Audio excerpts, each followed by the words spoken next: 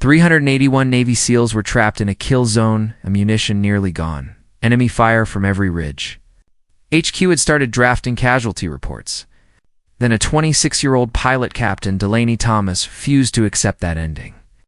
Labeled too soft and relegated to supply runs, she flew the A-10 Thunderbolt to like an extension of herself. When the valley turned into a death trap, she flew where no one else dared on, brought everyone home. That morning, Major Sanderson grounded her again. I need dependable guidance. She bit back her frustration and kept studying.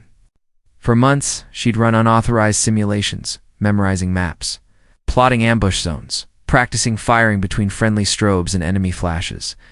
She knew the Korengal Valley better than her own barracks.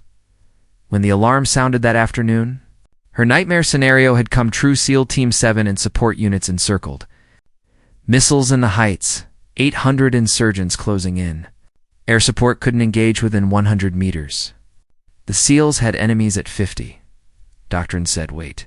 Delaney did the math. 10 minutes to lift off, 12 to reach the valley. She added one line to the letter she'd been keeping.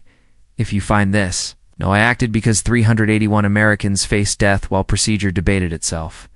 She launched unauthorized. Any station. This is Thunderbolt 7. En route to Korengal. Violating regulations to preserve lives. Below, the SEAL commander's voice came through, steady but tight. Ammunition nearly gone. F-16s couldn't engage. Delaney called in, illuminate your position with IR. I'll work your perimeter. Silence then. Confirm danger close. I'm authorized to save American lives. The valley opened beneath her 3 ridgelines, interlocking fire. She fired a 2-second cannon burst. One machine gun nest gone. Another run 70 meters from friendlies. A half-second burst, movement halted. Excellent effects, came the voice. Western Ridge next. She dived, placed rounds inside a zone no jet dared enter. Sanderson's order crackled through, return to base. You're unauthorized. She switched frequencies, tuned him out, and coordinated with Trident Actual instead. Maverick missile first, SAM gone. She masked behind terrain, destroyed the second launcher. Now extraction could begin. She guided the SEALs toward a depression she'd memorized from satellite images. Advance through the fold. I'll suppress your flanks. Dust clouds rose, the attack slowed, the SEALs moved. Blue icons on the screen finally shifted forward. Enemy counterfire flared. She dived, firing half-second taps that sliced stone and silence alike. Each burst carved a path forward. The F-16 leader, watching from altitude, radioed, either reckless or masterfully precise. Pause. Currently. Masterfully precise.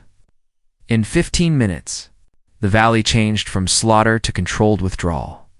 HQ finally relented, authorized tankers, medevac plans, and declared Thunderbolt 7, your primary controller. She ignored command chatter, focused on the ground. Trident, keep moving. I'm on your flank. SEALs advanced, step by step, under her cover. An enemy truck appeared on the ridge. Delaney dropped, lined her sight, tapped the trigger. The gunner vanished in dust. Western elevation neutralized, she said calmly. An RPG team fired from offset ground. She countered instantly. Flares out, half-second burst, target gone. The SEALs advanced in coordinated waves. Thunderbolt 7, we've reached the landing zone, came Trident Actual. 2 positions raking us, illuminate. A flash winked. She split it with a single burst. Another flash, another burst. Landing zone clear, they reported. Helicopters inbound. The first Chinook landed through a blinding brownout. Delaney shifted to the rim, hunting muzzle flashes. One appeared gone in a heartbeat. Chalk, one lifting. Second bird in, another threat neutralized. Chalk to lifting. We're clear. A third came heavy, dragging dust. A SAM tone screamed in her headset. She was already low, already behind cover. The missiles struck rock instead of metal. She reappeared, destroyed the launcher with a clean burst. Final Chalk's boarding, Trident said. Delaney stayed overhead until the last rotor vanished. Then silence whined, dust, and breathing. Thunderbolt 7, be advised, came Trident Actual. 381 souls accounted for.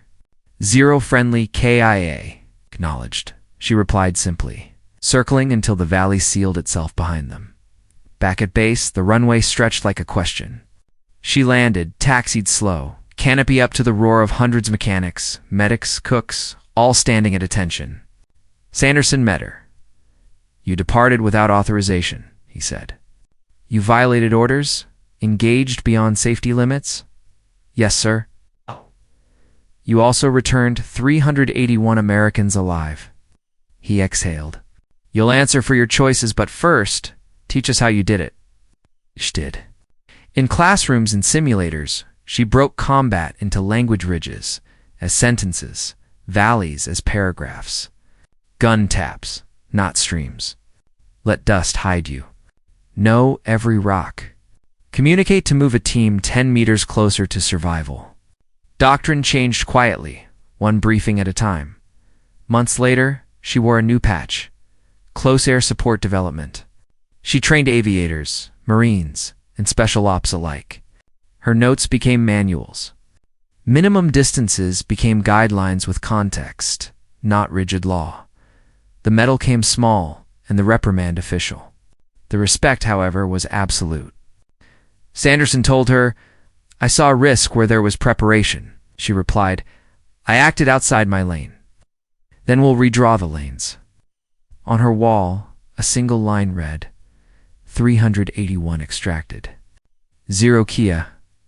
She avoided that corridor accuracy mattered.